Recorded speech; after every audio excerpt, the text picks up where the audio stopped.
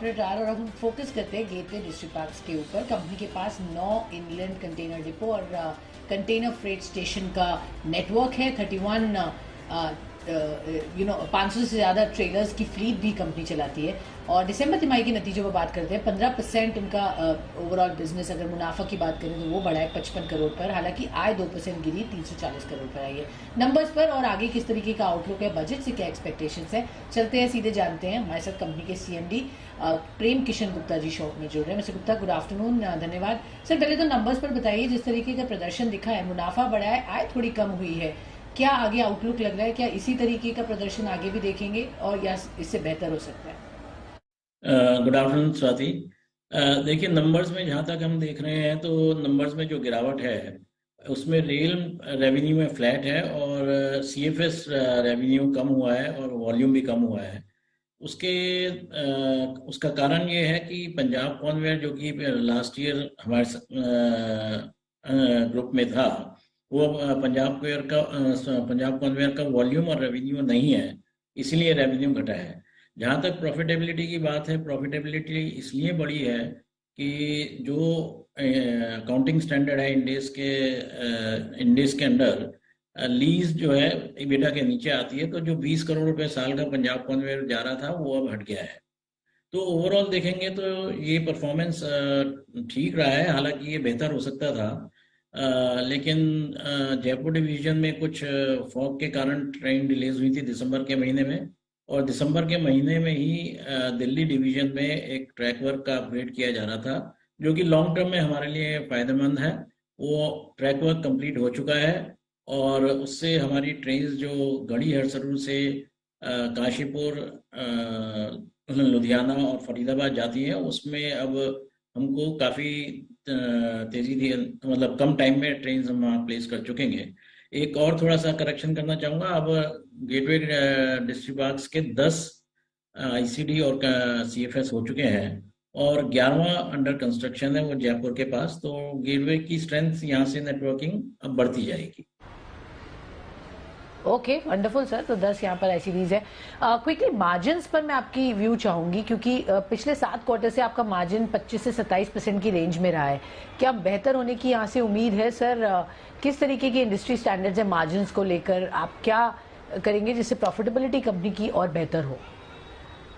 Margins पिछले quarter में ज़रूर गिरे हैं, क्योंकि उसके भी कुछ कारण है। वॉल्यूम थोड़ा कम रहा है रेल साइड में, जैसे कि मैंने बताया, उसके कारण। और दूसरा ये है कि काशीपुर टर्मिनल का जो एक्विजिशन रहा है, उससे उसके एक्सपेंसेस सारे दिसंबर के महीने में ही पीएनएल अकाउंट में आए हैं। तो आगे इस तिमाही में और आगे जाके भी हमारा इबिडा लेवल 25 से 27% ही रहेगा। लेकिन वॉल्यूम और नए टर्मिनल्स की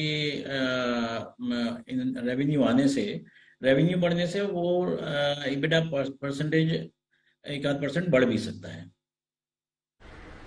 ओके, फेयर इनफ। तो यहाँ पर आप कह रहे हैं कि वॉल्यूम्स में अच्छा एक इजाफा हम एक्सपेक्ट कर सकते हैं, जो ड्रॉप अभी तक देखा। वही क्विकली सर, कैपेसिटी यूटिलाइजेशन इस वक्त कितनी है? किस तरीके का कैपेक्स आप लाइन अप कर रहे हैं? उसको कैसे फंड करेंगे? आपने बताया 11वां आपका कंटेनर पोर्ट रेडी हो रहा है, डिपो, बट उसके बियॉन्ड क्या प्लान्स हैं? किस तरीके का कैपेक्स लाइन अप किया हुआ है? जो जयपुर का 11वां आईसीडी हमारे उसमें आएगा, उसमें ऑलरेडी 40 करोड़ हम कैपेक्स में खर्च कर चुके हैं, जो कि अपने पास से ही करे हैं। और बाकी 60 करोड़ के करीब भी हम 50 से 60 करोड़ के करीब भी अपने कैश फ्लो से इजीली मैनेज कर पाएंगे। इस वक्त कैश जनरेशन अच्छी है, कैश इन हैंड अच्छा है।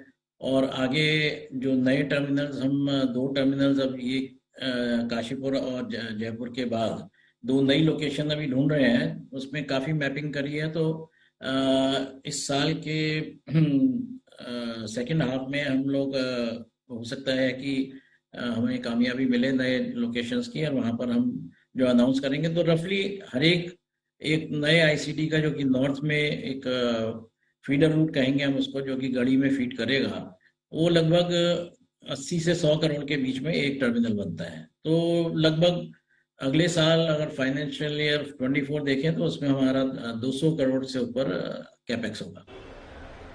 Okay, okay. Okay fair enough. And quickly sir एक वर्ड, अगर आप बजट में क्या उम्मीद कर रहे हैं? ऑफ कोर्स लॉजिस्टिक्स पॉलिसी सरकार ने अनाउंस कर दी, वो आपके सेक्टर के लिए बहुत इंपॉर्टेंट है, बट कुछ स्पेसिफिक चीज जो बजट में आप चाहते हैं इस बार वित्त मंत्री से? बजट में एक तो एक्सपोर्ट थोड़ा डाउन हुआ है, निर्यात ऑल ओवर इंडिया डाउन हुआ है, तो कुछ स्कीम्स या कुछ रिलीफ अगर एक्सपोर्ट सेक्टर को मिलेगी तो एक्सपोर्ट में बढ़ोतरी होने से हमारे लिए अच्छा रहेगा। और दूसरा ये है कि रेल इंफ्रास्ट्रक्चर में जितनी स्पेंडिंग होगी, जितना जल्दी ये डीएफसी हैं वो कंप्लीट होंगे, तो उससे टर्न अराउंड टाइम और टाइमली डिलीवरीज का सबको फायदा होगा, कंपनी को साथ ही साथ कस्टमर्स को, चाहे वो इंपोर्ट हो या एक्सपोर्ट।